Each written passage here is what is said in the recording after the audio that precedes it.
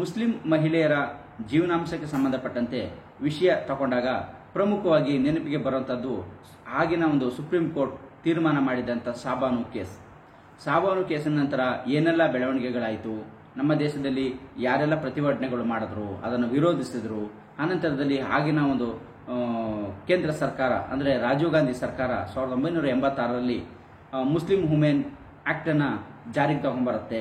ಈ ಆಕ್ಟ್ ಏನಕ್ಕೆ ತಗೊಂಡ್ಬಂದ್ರು, ಯಾವ ಉದ್ದೇಶ ಇಟ್ಕೊಂಡು ತಗೊಂಡ್ಬಂದ್ರು, ಇವೆಲ್ಲವನ್ನು ನಮ್ಮ ಕಣ್ಮುಂದೆ ಬರುವಂತಹದ್ದು. ಅದರಲ್ಲೂ ಲಾಗ್ ಸಂಬಂಧಪಟ್ಟ ಅದನ್ನು ಓದಿರುವಂತಹ ವಿದ್ಯಾರ್ಥಿಗಳಾಗಿರ್ಬೋದು, ಲಾ ಪ್ರಾಕ್ಟೀಸರ್ಸ್ ಆಗಿರ್ಬೋದು, ಮುಸ್ಲಿಂ ವುಮೆನ್ ಮೇಂಟೆನೆನ್ಸ್ ಅಂತ ತಕ್ಷಣನೇ ಶಾಬಾನು ಕೇಸ್ ಪ್ರತಿಯೊಬ್ಬರ ಗಮನಕ್ಕೂ ಅದರ ಕಣ್ಮುಂದೆ ಬರುವಂತಹದ್ದಾಗಿದೆ. ಸೊ ಈ ವಿಚಾರನ ನಾನು ಈಗ ಏನಕ್ಕೆ ಮಾತಾಡ್ತಾ ಇದ್ದೀನಿ ಅಂದ್ರೆ, ಇತ್ತೀಚೆಗೆ ಈಗ ಸುಪ್ರೀಂ ಕೋರ್ಟ್ ಮುಸ್ಲಿಂ ಮಹಿಳೆಗೆ ಸಂಬಂಧಪಟ್ಟಂತೆ ಮೇಂಟೆನೆನ್ಸ್ ವಿಷಯಕ್ಕೆ ಸಂಬಂಧಪಟ್ಟಂತೆ ಇತ್ತೀಚೆಗೆ ಸುಪ್ರೀಂ ಕೋರ್ಟ್ ಮಾಡಿರುವಂತಹ ಒಂದು ಪ್ರಮುಖ ಜಡ್ಜ್ಮೆಂಟ್. ಇದೊಂದು ಹಿಸ್ಟಾರಿಕಲ್ ಜಡ್ಜ್ಮೆಂಟ್ ಅಂತಲೇ ಹೇಳ್ಬೋದಾಗಿದೆ. ಯಾಕೆಂದ್ರೆ ಸುಮಾರು ಒಂದು 45 ವರ್ಷಗಳಿಗಿಂತ ಹಿಂದೆ ಸುಪ್ರೀಂ ಕೋರ್ಟ್ ಮುಸ್ಲಿಂ ಮಹಿಳೆಯ ಜೀವನಾಂಶಕ್ಕೆ ಸಂಬಂಧಪಟ್ಟಂತೆ ಒಂದು ಪ್ರಮುಖವಾದಂತಹ ಒಂದು ತೀರ್ಪನ್ನು ನೀಡಿತ್ತು. ಅನಂತರದಲ್ಲಿ ಹೊಸ ಆಕ್ಟ್ 1986 ಕೇಂದ್ರ ಸರ್ಕಾರ ತಂದಿದ್ರು ಕೂಡ ಈಗ ಆ ಆಕ್ಟ್ ಮತ್ತೆ ಮುಸ್ಲಿಂ ಮಹಿಳೆಯ ಡೈವರ್ಸ್ ಸಂಬಂಧಪಟ್ಟಂತೆ ಒಂದು ಪ್ರಮುಖವಾದಂತಹ ಒಂದು ಜಡ್ಜ್ಮೆಂಟ್ ಅನ್ನ ಸುಪ್ರೀಂ ಕೋರ್ಟ್ ನೀಡಿದೆ. ಇದರ ಪ್ರಮುಖವಾಗಿ ನೋಡೋದಾದ್ರೆ, ವಿಚ್ಛೇದಿತ ಮಹಿಳೆ ಅಂದ್ರೆ ಡೈವರ್ಸ್ ಆಗಿರುವಂತಹ ಮಹಿಳೆ ಜೀವನಾಂಶ ಕೋರಿ CRPC ಸೆಕ್ಷನ್ ಅನ್ನ 125 ನಲ್ಲಿ ಹಾಕಬಹುದಾಗಿರುತ್ತೆ. ಸೊ ಇದು ರಿಸ್ಟ್ರಿಕ್ಟೆಡ್ ಅಲ್ಲ, ಇದು ಸೆಕ್ಯುಲರ್ ಸೆಕ್ಷನ್. ಯಾರೊಬ್ಬರಿಗೆ ಸಂಬಂಧಪಟ್ಟಿದ್ದು ಇನ್ನೊಬ್ಬರಿಗಿಲ್ಲ ಅಂತ ಅನ್ನೋದು ಬರೋದಿಲ್ಲ. ಸಾಬಾನು ಪ್ರಕರಣದ ನಂತರ ಕೇಂದ್ರ ಸರ್ಕಾರ ಅಂದ್ರೆ ಆಗಿನ ರಾಜೀವ್ ಗಾಂಧಿ ಸರ್ಕಾರ 1986ರಲ್ಲಿ ಮುಸ್ಲಿಂ ಮಹಿಳೆಯ ಸಂಬಂಧಪಟ್ಟಂತೆ ಆಕ್ಟ್ ಅನ್ನು ಏನ್ ತಂದಿದ್ರು ಅದನ್ನು ಕೂಡ ಅದು ಇಲ್ಲಿ ಬಾಧಿಸೋದಿಲ್ಲ ಅನ್ನೋದನ್ನ ಈ ಒಂದು ವಿಚಾರಕ್ಕೆ ಸಂಬಂಧಪಟ್ಟಂತೆ ಇದು ಸಂವಿಧಾನದ ಪರಿಚ್ಛೇದ ಆರ್ಟಿಕಲ್ 15 ಸಬ್ ಕ್ಲಾಸ್ 1 ಇದರ ವಿರುದ್ಧವಾಗಿದೆ. ಅಂದ್ರೆ ಸಂವಿಧಾನಕ್ಕೆ ವಿರುದ್ಧವಾಗಿ ಆಗಿನ ಒಂದು ಸರ್ಕಾರ ತಂದಂತ ಆಕ್ಟ್ ಆಗಿದೆ. ಹಾಗಾಗಿ ಅದನ್ನ ಪರಿಗಣಿಸೋದಕ್ಕೆ ಬರೋದಿಲ್ಲ. CRPC ಸೆಕ್ಷನ್ 125 ನಲ್ಲಿ ಮುಸ್ಲಿಂ ಡೈವರ್ಸ್ ಮಹಿಳೆ ಹಾಕಬಹುದಾಗಿರುತ್ತೆ ಅನ್ನೋದನ್ನ ಹೇಳುತ್ತೆ. ಈ 1986 ಏನು ಆಕ್ಟ್ ತಗೊಂಡ್ಬಂದ್ರು ಅದರಲ್ಲೂ ಕೂಡ ಜೀವನಾಂಶಕ್ಕೆ ಸಂಬಂಧಪಟ್ಟಂತೆ ತಗೊಂಡ್ಬರ್ತಾರೆ.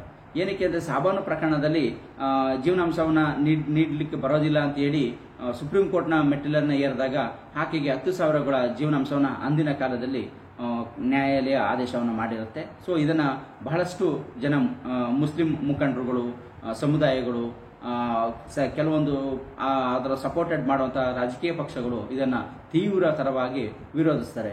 ಆಗ ಆಡಳಿತದಲ್ಲಿದ್ದಂಥ ರಾಜೀವ್ ಗಾಂಧಿ ಅವರು 1986ರಲ್ಲಿ ಮುಸ್ಲಿಂ ವುಮೆನ್ಸ್ ಆಕ್ಟ್ ಅನ್ನ ಜಾರಿಗೆ ತಗೊಂಡ್ಬರ್ತಾರೆ. 1986 ಜಾರಿಗೆ ತಗೊಂಡ್ಬರ್ತಾರೆ. ತತ್ಕ್ಷಣದಿಂದಲೇ ಅದು ಜಾರಿಗೆ ಬರೋ ರೀತಿಯಲ್ಲಿ ಮಾಡ್ತಾರೆ. ಸೊ ಅದರ ಪ್ರಕಾರ ಅಂದ್ರೆ ಸೆಕ್ಷನ್ 3 ಪ್ರಕಾರ ಇದ್ದತ್ ಪೀರಿಯಡ್ ಏನಿರ್ತದೆ ಆವಾಗ ಮಾತ್ರ ಜೀವನಾಂಶವನ್ನ ಕೊಡ್ಲಿಕ್ಕೆ ಇರುತ್ತೆ, ಅವಕಾಶ ಇರುತ್ತೆ. ಇದ್ದತ್ ಪೀರಿಯಡ್ ಅಂತಂದ್ರೆ ಡೈವರ್ಸ್ ನೀಡಿದ ನಂತರದಲ್ಲಿ ಸಮ್ ಪೀರಿಯಡ್ ಅನ್ನ ಇದ್ದತ್ ಪೀರಿಯಡ್ ಅಂತ ಕರೆಯಲಾಗುತ್ತೆ. ಅಂದ್ರೆ ಆ ಟೈಮಲ್ಲಿ ಆಕೆ ಪ್ರೆಗ್ನೆನ್ಸಿ ಆಗಿದ್ದಾಳ ಇಲ್ವಾ ಅನ್ನೋದು ಒಂದು ಪ್ರಮುಖವಾಗಿ ತಿಳ್ಕೊಳ್ಳುವಂತದಕ್ಕೆ ಇಡುವಂತ ಒಂದು ಪೀರಿಯಡ್ ಆಗಿರುತ್ತೆ.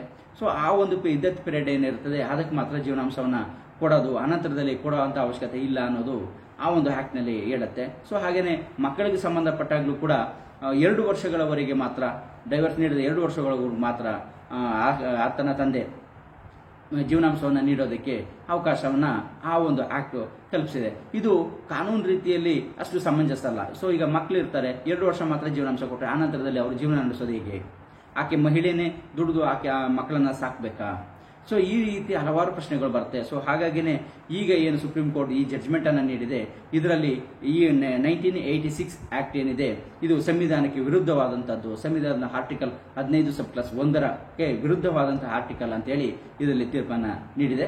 ಈ ಆರ್ಟಿಕಲ್ ಮತ್ತೆ ಇದು ಹೇಗೆ ಸಂವಿಧಾನಕ್ಕೆ ವಿರುದ್ಧವಾಗಿರುತ್ತೆ ಅನ್ನೋದನ್ನ ನಾನು ಮುಂದಿನ ವಿಡಿಯೋದಲ್ಲಿ ವಿಸ್ತೃತವಾಗಿ ಮತ್ತೆ 1986 ಆಕ್ಟ್ ಅನ್ನು ಯಾಕೆ ತಗೊಂಬರಕಾಯಿತು, ಅದರಲ್ಲಿ ಏನೆಲ್ಲ ಹೇಳಲಾಗಿದೆ, ಅದು ಮುಸ್ಲಿಂ ಮಹಿಳೆಯರಿಗೆ ಯಾವ ರೀತಿ ತೊಂದರೆ ಆಗ್ತಾ ಇದೆ ಅನ್ನೋದು ಸಂಪೂರ್ಣವಾದ ವಿವರವನ್ನ ಮುಂದಿನ ವಿಡಿಯೋದಲ್ಲಿ ನಾನು ನೀಡ್ತೇನೆ. ಸೊ ಹಾಗಾಗಿ ನೀವು ನಮ್ಮ ಚಾನಲ್ಗೆ ಇನ್ನೂ ಸಬ್ಸ್ಕ್ರೈಬ್ ಆಗಿಲ್ಲ, ಸಬ್ಸ್ಕ್ರೈಬ್ ಆಗಿ. ನಾನು ಮಾಡುವ ಎಲ್ಲ ವಿಡಿಯೋಗಳು ನಿಮಗೆ ಮೊದಲು ತಲುಪುತ್ತೆ. ಹಾಗೆ ಬೆಲ್ ಬಟನ್ ಪ್ರೆಸ್ ಮಾಡಿದರೆ ಎಲ್ಲ ವಿಡಿಯೋಗಳು ನಿಮಗೆ ತಲುಪುತ್ತೆ. ನಮ್ಮ ವಿಡಿಯೋ ನಿಮಗೆ ಇಷ್ಟ ಆಗಿದ್ರೆ ಲೈಕ್ ಮಾಡಿ, ಎಲ್ಲರಿಗೂ ಶೇರ್ ಮಾಡಿ. ಸೊ ಹಾಗಾಗಿ ಮಹಿಳೆ ಡೈವರ್ಸ್ ಆದಂಥ ಮಹಿಳೆಯೂ ಕೂಡ CRPC ಸೆಕ್ಷನ್ 125ನ ಅಡಿಯಲ್ಲಿ ಅರ್ಜಿಯನ್ನು ಸಲ್ಲಿಸಬಹುದು. ಸೊ ಆಕೆಯ ಅನುಕೂಲಕ್ಕೆ ಬಿಟ್ಟಿದ್ದು, ಆಕೆಯ ಆಯ್ಕೆಗೆ ಬಿಟ್ಟಿದ್ದು ಅಂತ ಸುಪ್ರೀಂ ಕೋರ್ಟ್ ಹೇಳಿದೆ. ಸೊ ಹಾಗಾಗಿ ಮುಸ್ಲಿಂ ಡೈವರ್ಸ್ ವುಮೆನ್ ಏನಿದ್ದಾರೆ ಅವರು ಜೀವನಾಂಶ ಅಥವಾ ಮುಸ್ಲಿಂ ವುಮೆನ್ಸ್ ಜೀವನಾಂಶ ಕೋರಿ ಅವರು CRPC ಸೆಕ್ಷನ್ 120 ಫೈನಲ್ ಆದರೂ ಹಾಕ್ಬೋದು, ಅಥವಾ 1986 ಆಕ್ಟ್ ಏನಿದೆ ಇದರಲ್ಲಾದರೂ ಹಾಕ್ಬೋದು. ಆಯ್ಕೆ ಅವರಿಗೆ ಬಿಟ್ಟಿದ್ದು ಅಂತೇಳಿ ಸುಪ್ರೀಂ ಕೋರ್ಟ್ ಈ ಒಂದು ಮಹತ್ವದ ತೀರ್ಪಲ್ಲಿ ನೀಡಿದೆ. ಈ ಪೂರ್ತಿ ಜಡ್ಜ್ಮೆಂಟ್ ಅನ್ನು ನೋಡೋದಕ್ಕೆ ಡಿಸ್ಕ್ರಿಪ್ಷನ್ ಬಾಕ್ಸ್ ಅಲ್ಲಿ ಕೊಟ್ಟಿರೋ ಲಿಂಕ್ ಮೇಲೆ ಕ್ಲಿಕ್ ಮಾಡಿ ಪೂರ್ತಿ ಜಡ್ಜ್ಮೆಂಟ್ ಅನ್ನ ನೋಡಬಹುದಾಗಿರುತ್ತೆ.